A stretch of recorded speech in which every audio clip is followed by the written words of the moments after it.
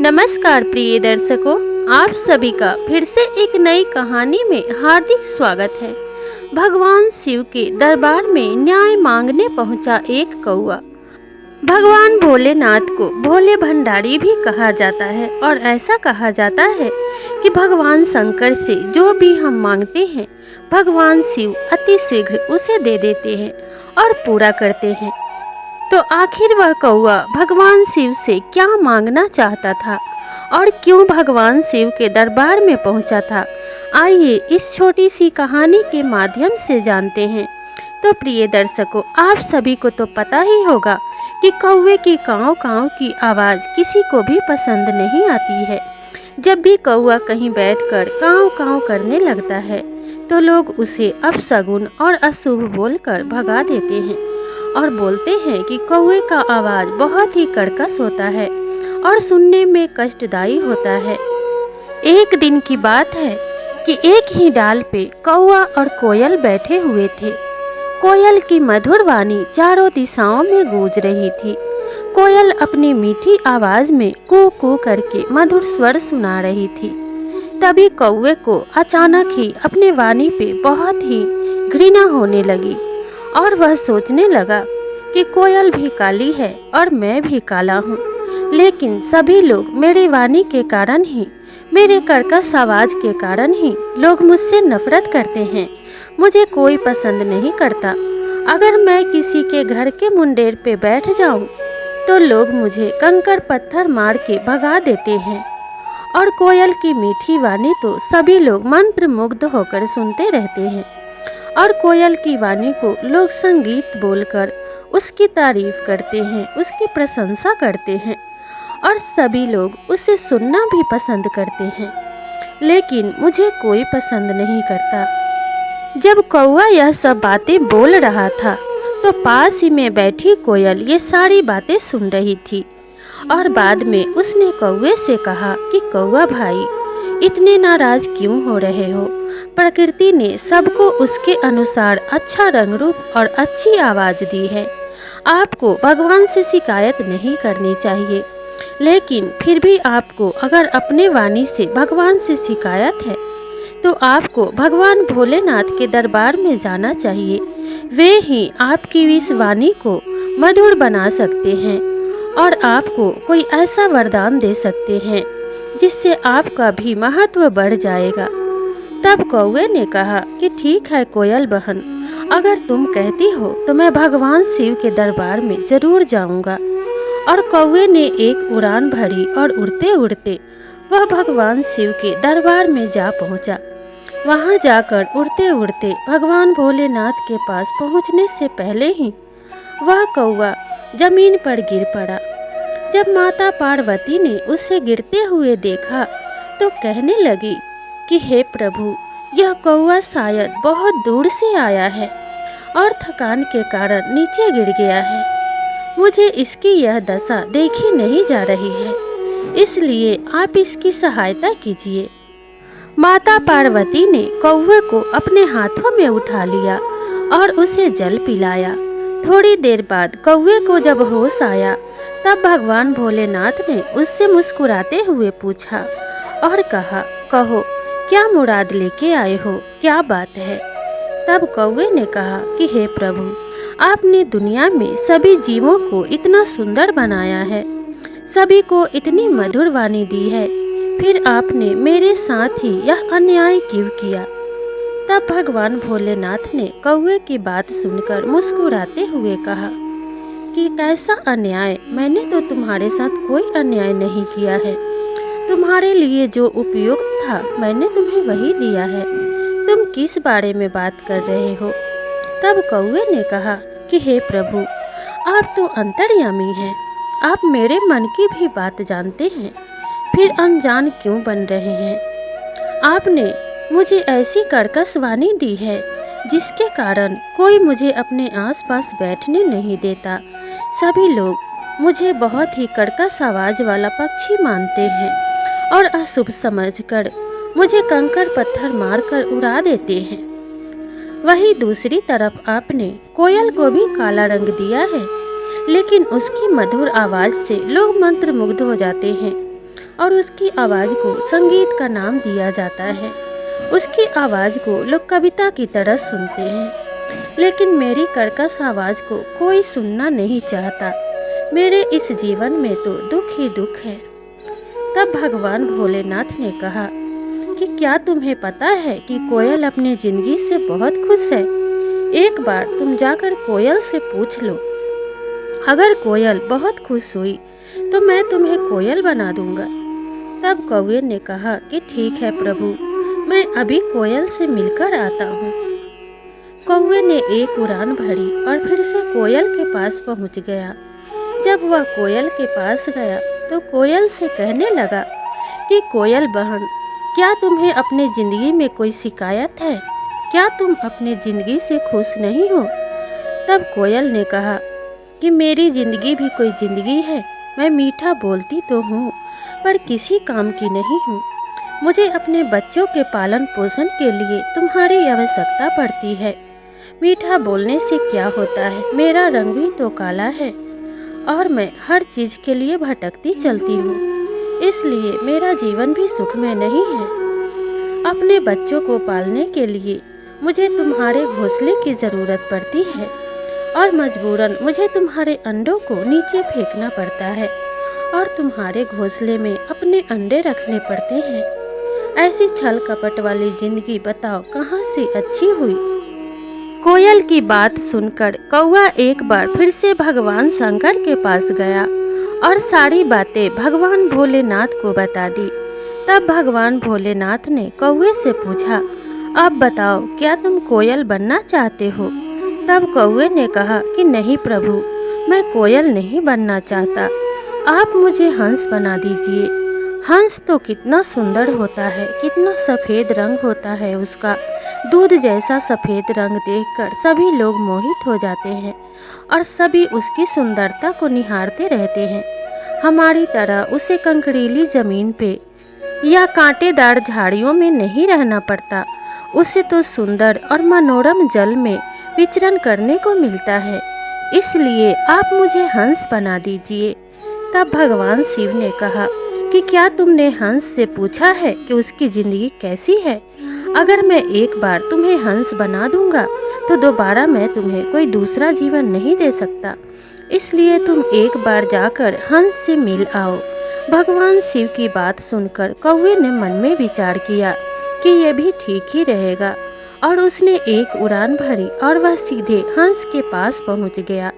हंस के पास जाकर उसने हंस को नमस्कार बोला और कहा, हंस भाई बुरा मत मानना, मैं तुमसे एक बात पूछना चाहता हूँ। क्या तुम्हारी जिंदगी बहुत अच्छी है? तुम तो इतने सुंदर हो, लोग तुम्हारी सुंदरता पे मंत्रमुग्ध हो जाते हैं। तब हंस ने कहा, मेरी जिंदगी क्या खाक अच्छी है? मुझे देखने जो भी लोग आते हैं, मुझे उड़ता हुआ देखने के लिए मेरे ऊपर कंकड़ पत्थर मारते हैं। मुझे जरा भी आराम नहीं मिलता। तुम लोग तो डालियों पे बैठ के आराम कर लेते हो, लेकिन मुझे हमेशा ही पानी में रहना पड़ता है। लोग हमें चलता हुआ तैरता हुआ देखने के लिए इधर से उधर भगाते रहते हैं। इसलिए मुझे यह जिंदगी जरा भी अच्छी नहीं लगती। मुझसे अच्छी तो तोते की जिंदगी है। मेरी जिंदगी तो बहुत ही बेकार है। इतना सुनकर कौवा उड़ता हुआ भगवान शिव के पास पहुंचा और उसने सारी बातें भगवान भोलेनाथ को बता दी। तब भगवान शंकर ने मुस्कुराते हुए पूछा, अब क्या तुम हंस बनना चाहते हो?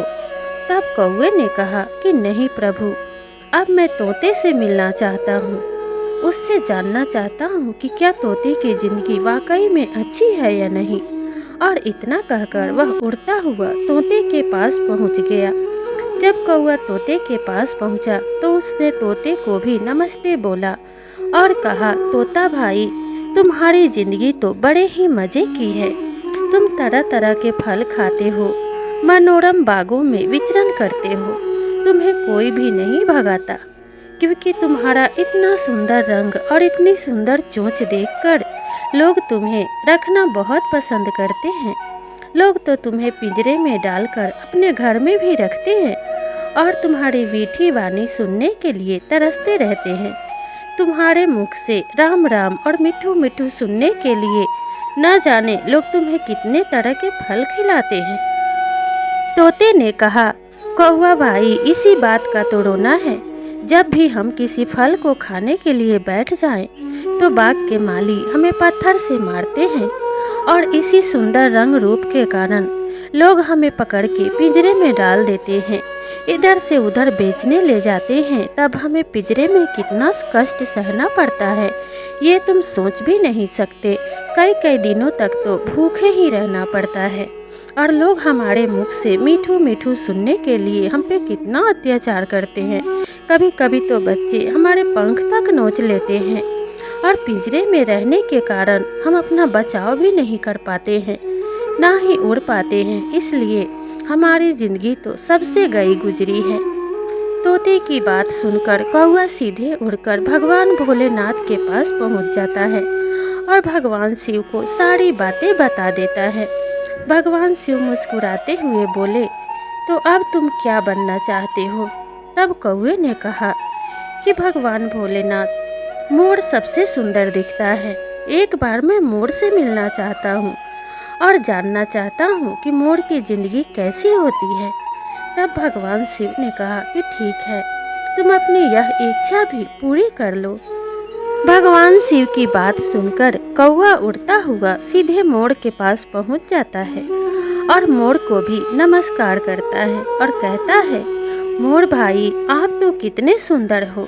आपको तो राष्ट्रीय पक्षी भी घोषित किया गया है और आपसे सुंदर इस जगत में मुझे दूसरा कोई भी पक्षी दिखाई नहीं देता। जब भी आप नाचते हो तो नज़ारा कितना सुंदर होता है।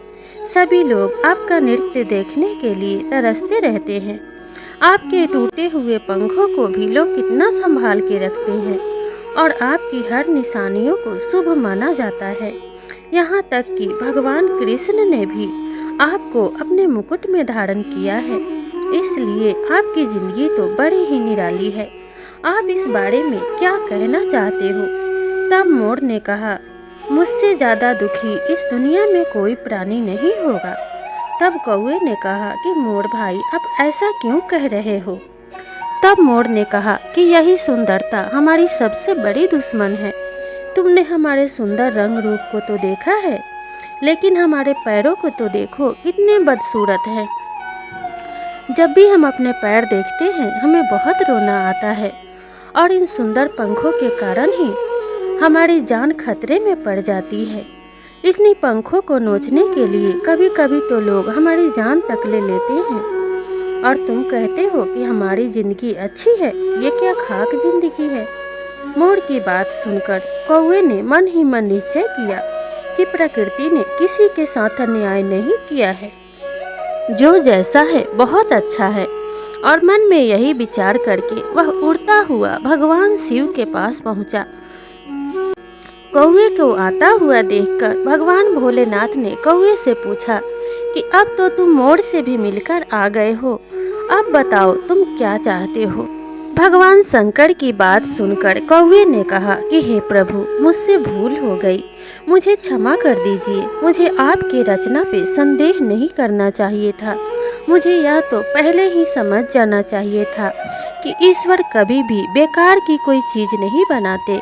ईश्वर ने जो भी बनाया है बहुत सोच समझ के बनाया है। ईश्वर ने अगर किसी में गुण दिए हैं तो अवगुण भी दिए हैं, और अगर किसी में अवगुण दिए हैं तो गुण भी दिए हैं। इसलिए मुझे आपकी रचना पे संदेह नहीं करना चाहिए था। मुझे क्षमा कर दीजिए, आपकी हर रचना सर्वश्रेष्ठ है। कौवे की बात सुनकर भगवान भोलेनाथ मुस्कुराने लगे और कहने लगे कि अब मैं संतुष्ट हो गया हूँ कि तुम इन बातों को अच्छे से समझ गए हो, लेकिन तुम्हारे इस परिश्रम के लिए मैं तुम्हें आज 3 वरदान देता हूँ ताकि तुम्हारी यह परिश्रम व्यर्थ न जाए, और मैं तुम्हारे इस परिश्रम से बहुत प्रसन्न हूँ। इस संसार में उसी को कुछ प्राप्त होता है जो अपने लिए कुछ करना चाहता है। भगवान शिव की बात सुनकर कौवा बहुत खुश हो जाता है। तब भगवान भोलेनाथ कौवे को यह वरदान देते हैं कि जब भी पितृपक्ष में पितरों को पिंडदान किया जाएगा, तब तुम्हें बहुत ही प्रेम से पिता या भाई कह के बुलाया जाएगा और तुम्हें पिंडदान अर्पित किया जाएगा। अगर तुम चले जाते हो तो पितरों का श्राद्ध सफल होगा, और अगर तुम नहीं जाते हो तो पितरों का श्राद्ध सफल नहीं माना जाएगा। दूसरा वरदान देते हुए भगवान भोलेनाथ कौवे से कहते हैं कि आज मैं तुम्हें यह दूसरा वरदान देता हूँ कि 6 महीने आगे घटने वाली घटनाओं के बारे में और 6 महीने पीछे जो भी घट चुकी हैं उन सब के बारे में तुम्हें स्मरण रहेगा और पहले से ही ज्ञात रहेगा। और तीसरा और सबसे महत्वपूर्ण वरदान देते हुए भगवान शिव कौवे से कहते हैं कि जिस भी घर में दुख दरिद्रता का वास होगा, अगर वहाँ तुम्हारे पंख की धुनी कर दी जाए तो उस घर से सारे रोग और दुखों का नाश हो जाएगा और उस घर में सदा सदा के लिए सुख शांति का वास होगा। सभी दुख क्लेश उस घर से दूर हो जाएंगे। इसलिए अब तुम अपने आप को अशुभ पक्षी कभी मत मानना, क्योंकि तुम्हें हमेशा ही दूरदर्शिता प्राप्त रहेगी। भगवान शंकर की इतनी बातें सुनकर वह कौवा खुशी के मारे गदगद हो जाता है और तभी से कौवे को पितृपक्ष में जब भी श्राद्ध किया जाता है तो कौवे को पिंड अर्पित किया जाता है, और अगर कौवा खा लेता है तो हम अपने पितरों के श्राद्ध को सफल मानते हैं। और कौवा जब भी आकर कुछ बोलने लगता है तो हम यह समझ जाते हैं कि अवश्य कुछ न कुछ होने वाला है। जब कौवा मीठी वाणी में बोलता है तब हम समझते हैं कि कुछ अच्छा होने वाला है, और जब कौवा कर्कश वाणी में बोलता है तो हम समझ जाते हैं कि जरूर कुछ अशुभ होने वाला है। तो प्रिय दर्शकों, आपको यह कौवे की ज्ञानवर्धक और मोटिवेशनल कहानी कैसी लगी, हमें कमेंट करके ज़रूर बताइएगा। और अगर आप इस चैनल पे नए हैं तो चैनल को ज़रूर सब्सक्राइब कर लीजिएगा, और इसी तरह की ज्ञानवर्धक कहानियों के लिए बेल आइकन को ज़रूर प्रेस कर लीजिएगा। तो मिलते हैं अगली कहानी में, तब तक के लिए नमस्कार।